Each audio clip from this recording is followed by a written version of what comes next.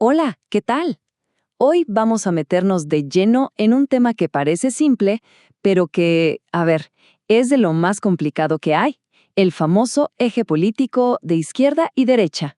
Y la gran pregunta que nos vamos a hacer es, ¿de verdad siguen sirviendo para algo estas etiquetas? ¿O será que ese mapa que usábamos para entender la política, pues simplemente ya no funciona? Vamos a ver. Ok, para entender por qué todo parece tan confuso ahora, primero tenemos que viajar un poquito al pasado, a cuando las cosas, parecían mucho más sencillas. Hablemos de ese mapa político clásico.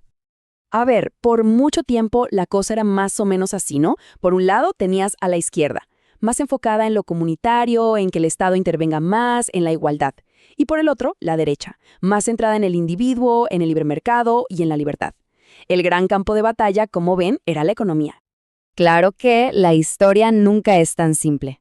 Y muy pronto empezaron a surgir ideas y movimientos que, simplemente, no cabían en ninguna de estas dos cajas. Se empezaron a salir del molde. Y aquí es, precisamente, donde el mapa se empieza a romper. Pensemos en uno de los ejemplos pero más difíciles de encasillar de todo el siglo XX. Fíjense qué interesante. Movimientos como el fascismo, por ejemplo, eran un verdadero rompecabezas. Por un lado, eran supercomunitarios, algo que asociaríamos con la izquierda, pero al mismo tiempo eran anticomunistas a morir, un rasgo típico de la derecha. Y sí, criticaban el capital, pero su crítica no era para nada la marxista. O sea, no encajaban en ningún lado, y esto ya nos mostraba que el eje, estaba empezando a hacer agua. Pero esperen, que el problema es todavía más hondo. Es que ni siquiera las ideologías que parecen puras son una sola cosa. No hay un solo liberalismo, hay liberalismos. No hay un solo conservadurismo, sino conservadurismos. Por ejemplo, el liberalismo anglosajón, que es súper económico, no tiene mucho que ver con el francés, que es más político. Lo mismo pasa con el conservadurismo. El británico, muy pragmático, es muy diferente al español, que tiene una base más teológica. Son mundos distintos. Y para entender estas diferencias, hay una idea clave del filósofo Isaiah Berlin que es brillante. Él hablaba de dos tipos de libertad. Por un lado, la libertad negativa, que es básicamente la libertad de que te dejen en paz, que nadie se meta contigo. Y por otro, la libertad positiva, que es la libertad para poder hacer algo, para realizar tu potencial. Y eso muchas veces necesita ayuda del Estado. O sea, es la misma palabra, libertad, pero para dos conceptos que son casi opuestos. Entonces, si a principios del siglo XX aparecieron las primeras grietas, lo que pasó en la segunda mitad del siglo fue directamente un terremoto ideológico que hizo pedazos el viejo mapa. Pensemos en el marxismo, una de las grandes ideas de la modernidad. Su predicción central era muy clara.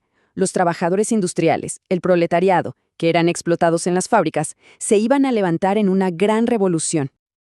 Pero, ¿qué fue lo que pasó en realidad? Pues que hubo un giro de 180 grados. La sociedad dejó de ser principalmente una sociedad de producción para convertirse en una de consumo.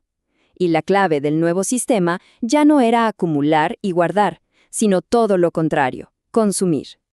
Y aquí está el punto clave, el nudo de todo esto. El proletariado no hizo la revolución. En vez de tomar las armas, se puso a comprar autos, casas, televisores, se convirtió en clase media. Así, sin más. La gran predicción del marxismo, pues simplemente no se cumplió, falló de manera rotunda.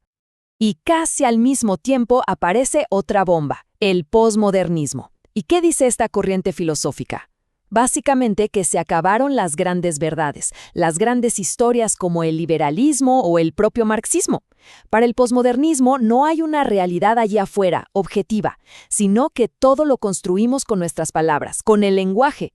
Y claro, si todo es relativo, ¿qué pasa con izquierda y derecha? Pues que se quedan flotando en el aire, sin nada a qué agarrarse. Bueno, entonces tenemos este escenario.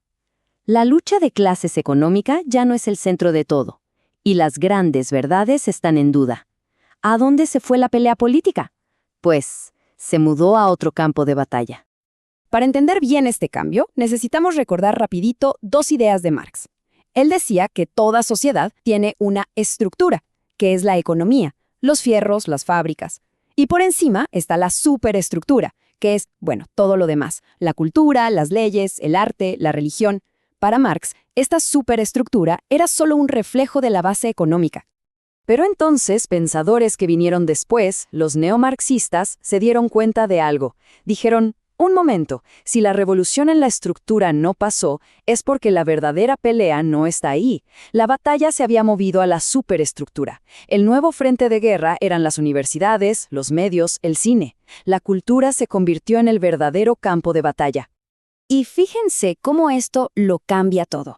El marxismo de antes hablaba del dolor del cuerpo, la explotación física, el hambre, el cansancio del obrero.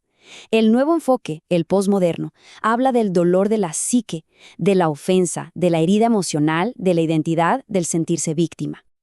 Ok, entonces, llegamos a este punto. Si ese viejo mapa de izquierda y derecha, que se basaba en la economía, ya está hecho trizas, ¿con qué mapa nos manejamos ahora? ¿Cómo entendemos la política de hoy? Esa es la pregunta del millón, la que se hacen todos los analistas. ¿Será que necesitamos tirar el mapa viejo a la basura y dibujar uno completamente nuevo para no perdernos? Pues miren, hay una propuesta que cada vez suena más fuerte, y dice que la nueva gran división es otra. Por un lado estarían los globalistas, gente con una mirada más internacional, progresista, que habla de valores universales. Y del otro lado, los patriotas, con un enfoque más nacionalista, populista, que defienden con fuerza la soberanía y la identidad de su propio país. Y tal vez este es el nuevo eje que de verdad explica lo que está pasando hoy. La gran pelea ya no sería tanto sobre el capitalismo, sino entre dos maneras de ver el mundo, una más global y abierta y otra que pone por delante a la nación, a lo local. Lo cual nos deja con una última idea para pensar, ¿no? Si las etiquetas de izquierda y derecha ya no nos dicen mucho, quizás la clave para entender lo que pasa y lo que va a pasar está en este nuevo mapa, el de globalistas contra patriotas. Ahí queda, una pregunta que da para mucho.